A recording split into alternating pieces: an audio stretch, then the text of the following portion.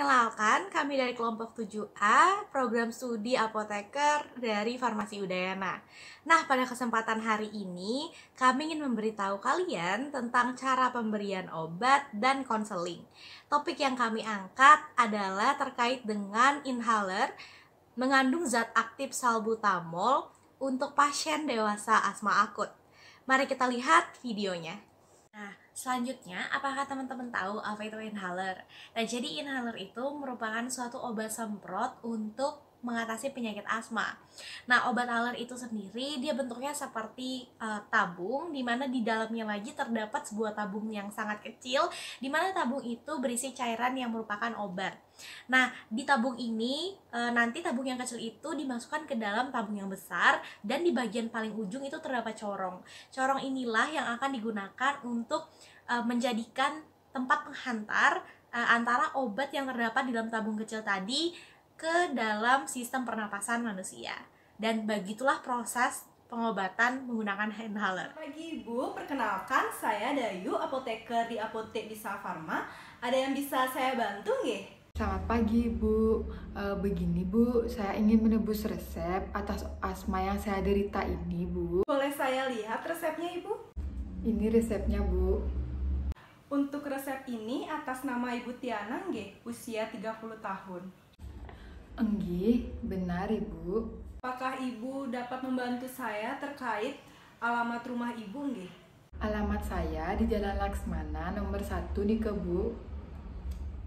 Mohon ditunggu sebentar nggih Bu, saya ambilkan sebentar obatnya. Enggih, baik Ibu. Ini obatnya Ibu, dokter meresepkan Ibu Ventolin inhaler yang kandungannya salbutamol. Apakah Ibu sebelumnya pernah menggunakan inhaler nggih? Iya, sebelumnya sudah pernah di Kebu.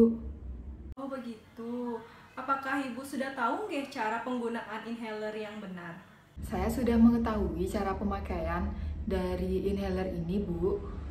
Tetapi sudah hampir setahun belakangan ini asma saya itu tidak pernah kambuh lagi. Jadi saya lupa ingat cara menggunakan inhaler ini Bu. Yang saya ingat itu inhaler ini dimasukkan ke dalam mulut kemudian disemprotkan, dan ketika menyemprotkan tersebut tahan napas nih ke Bu, seperti itu saja yang saya ingat. Baik, kalau begitu Ibu, apakah Ibu ada waktu nggih sekitar 5 menit? Saya ingin menjelaskan kembali terkait penggunaan inhaler. Nggih Bu, bisa. Kebetulan juga saya tidak ada cara lain lagi selain menebus resep ini Bu. Ibu, saya ingin menjelaskan sedikit mengenai inhaler yang diresepkan untuk Ibu. Di mana Ventolin inhaler salbutamol ini digunakan untuk memudahkan jalan nafas Ibu. Yang pertama, tangan dibersihkan terlebih dahulu. Kocok inhaler selama 5 detik, di mana jari telunjuk berada pada bagian atas tabung dan ibu jari di bagian bawah corong inhaler. Kemudian, buka tutup inhaler saat pertama kali digunakan, kemudian disemprotkan ke udara untuk memastikan apakah inhaler berfungsi dengan baik. Kemudian, harus dalam keadaan berdiri atau duduk dengan tegak. Posisi kepala agak miring dan sedikit ke belakang. Lalu, hembuskan atau buang nafas agar tidak ada yang menghalangi jalan nafas. Letakkan corong ke dalam mulut antara gigi bagian atas dan gigi bagian bawah, serta tutup mulut menggunakan bibir dengan cara tidak menggigit untuk mencegah inhaler keluar ketika disemprotkan. Tekan bagian inhaler yang berfungsi untuk menyemprotkan obatnya, dan di waktu bersamaan tarik nafas dalam-dalam. Menekan tabung dilakukan hingga paru-paru terasa penuh dan jangan menghembuskan nafas. Kemudian, tahan nafas selama 10 detik, setelah itu hembuskan secara perlahan. Apabila memerlukan semprotan berikutnya, maka tunggu hingga 30 detik, kemudian kocok kembali dan ulangi perlakuan seperti sebelumnya. Lalu, bilas atau kumur mulut dengan air hangat untuk mengurangi risiko terjadinya infeksi pada mulut. Lalu yang terakhir, setelah selesai, corong inhaler dibersihkan menggunakan air hangat, kemudian dikeringkan menggunakan tisu karena ditakutkan ada penyumbatan di alatnya sehingga tidak bisa digunakan untuk pemakaian selanjutnya. Bagaimana Ibu? Kira-kira Ibu sudah mengerti cara menggunakan inhaler nggih? Oh begitu, baik Bu, saya sudah mengerti. Oh iya, apabila saya menggunakan inhaler ini, kira-kira berapa kali sehari ya saya menggunakannya? Dan juga ketika saya menggunakan inhaler ini, apakah ada efek samping yang saya alami nanti Bu? Ventolin inhaler ini dapat Ibu gunakan seperlunya apabila Ibu merasa sesak nih Ibu. Apabila sesak Ibu berlangsung lebih lama, maka inhaler ini dapat Ibu gunakan 2-4 kali sehari.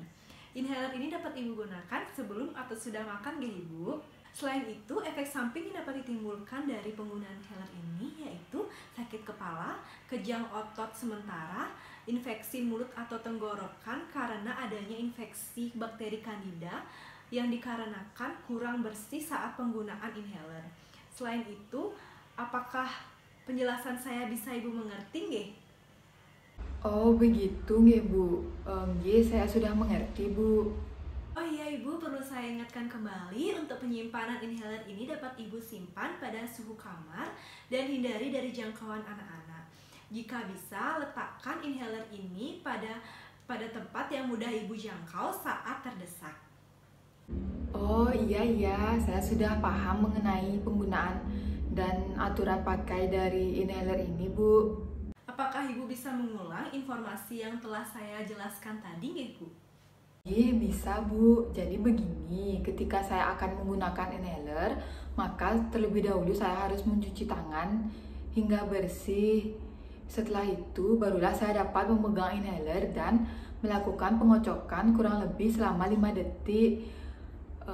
Dan setelah itu saya dapat menyemprotkan terlebih dahulu inhaler untuk memastikan bahwa inhaler tersebut dapat berfungsi dengan baik.